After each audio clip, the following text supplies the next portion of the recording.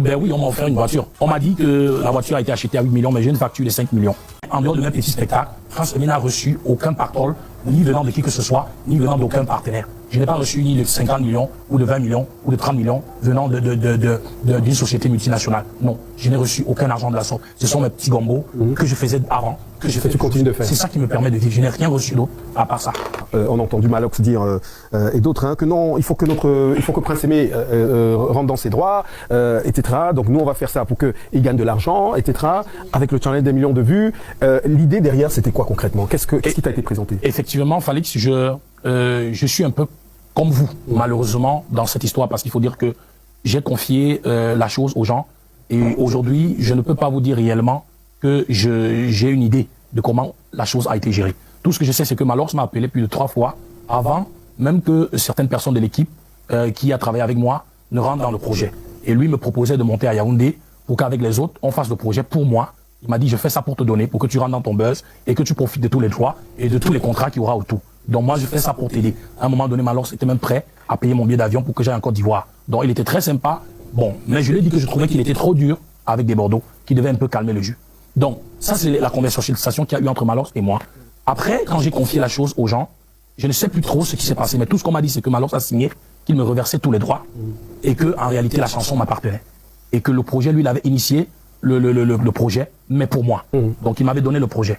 Donc c'est ce qui m'a encouragé justement aussi à rentrer dans le projet, à accepter le featuring et le clip.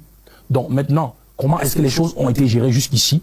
Je pense que c'est vrai qu'on dit beaucoup de choses sur les réseaux sociaux et nous aussi, nous pouvons nous dire que oui, ça va pas beaucoup, mais il y a quand même des personnes sérieuses sur les réseaux sociaux et qui disent des choses aussi importantes. Et vraiment, il n'y a pas de fumée sans feu. Il faut dire que moi-même, Prince Aimé, après 4 mois de buzz, Falix, je ne peux pas vous dire que j'ai une position ou une directive par rapport à ma carrière ou bien par rapport au buzz et peut-être tout ce que Viviane a pu régénérer. Mais on a entendu, Prince Aimé, qui avait la voiture, tu avais reçu un véhicule, voilà, qui avait des millions de vues et que ça devait rapporter de l'argent. Alors, la voiture, on a vu des images sur les réseaux sociaux, tu l'as eu ou pas? Ben oui, on m'a offert une voiture. Okay. On m'a offert une voiture. Après, c'est qui Parce que je travaillais avec Calabash, et puis Easy Constructi, qui était l'équipe que j'avais mis sur pied en ce moment-là. Donc j'ai reçu la voiture qui est venue de Calabash, donc de mon frère, le monsieur Wakdé.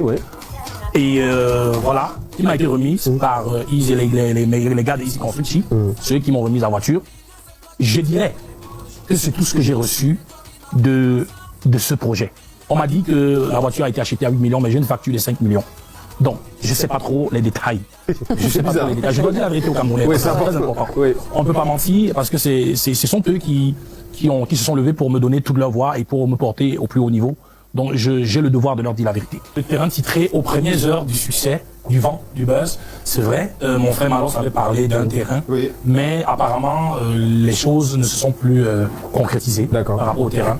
Donc, je crois que si c'était le cas, il devait me tenir informé. Donc, c'est ce qu'on peut dire par rapport au terrain. Donc, voilà ce qui se passe. Aujourd'hui, moi-même, je suis un peu dans le flou. J'ai l'impression que, oui, les gens m'ont porté très haut, mais ont un peu relâché les choses en chemin. Et aujourd'hui, on ne sait plus où se trouve chacun. Et moi, je me bats un peu comme je peux pour essayer de sauver le navire. Mais en réalité, c'est ma carrière. Et je crois que les Camerounais et moi, nous n'allons rien lâcher.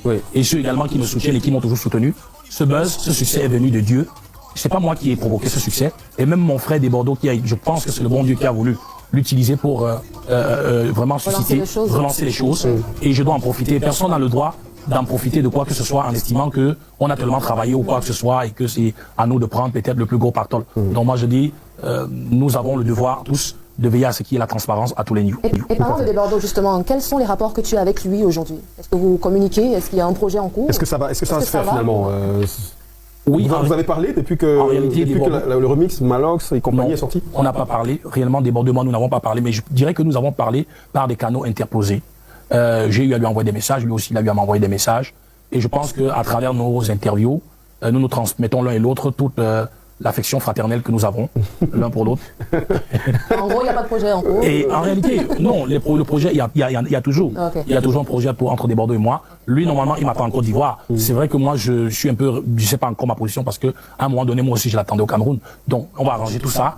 Lui et moi, on n'a aucun problème. J'étais en train de demander d'ailleurs à Waxdé, qui est mon éditeur, de le libérer, de le remettre sur YouTube pour sa version qu'il avait fait, la première version qu'il avait réalisée. Donc j'ai trouvé qu'il fallait qu'on le libère parce que je trouve pas je ne comprends pas pourquoi est-ce qu'on l'empêche d'être sur YouTube alors qu'il vend sa version sur les plateformes de téléchargement. On dit, on l'empêche d'être sur YouTube parce qu'on veut avoir les droits. Mais est-ce que la version qui est revendue, les droits nous sont reversés? Non. Ça, c'est dans quoi de l'enlever sur YouTube? Rien du tout.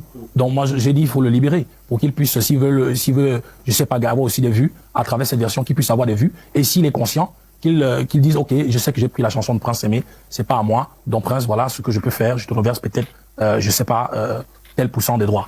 Voilà. Mais Prince Aimé, est-ce qu'à ce moment-là, Malox et compagnie avaient concrètement, est-ce qu'ils savaient ce qui se passait avec Desbordeaux? Est-ce qu'ils étaient au même niveau d'information, à savoir que Desbordeaux a quand même fait le pas? Parce que tel que ça allait, on avait l'impression que Desbordeaux était le diable dans l'histoire et qu'il voulait juste profiter de Prince Aimé. Oui, c'est vrai que parfois, quand il y a une situation comme celle-là qui se présente, très souvent, les gens ne prennent pas beaucoup d'informations avant de rentrer dans le truc. Donc en réalité, je pense que beaucoup de Camerounais et surtout même mon frère Malox n'avait pas toutes les informations par rapport à l'échange entre Desbordeaux et moi.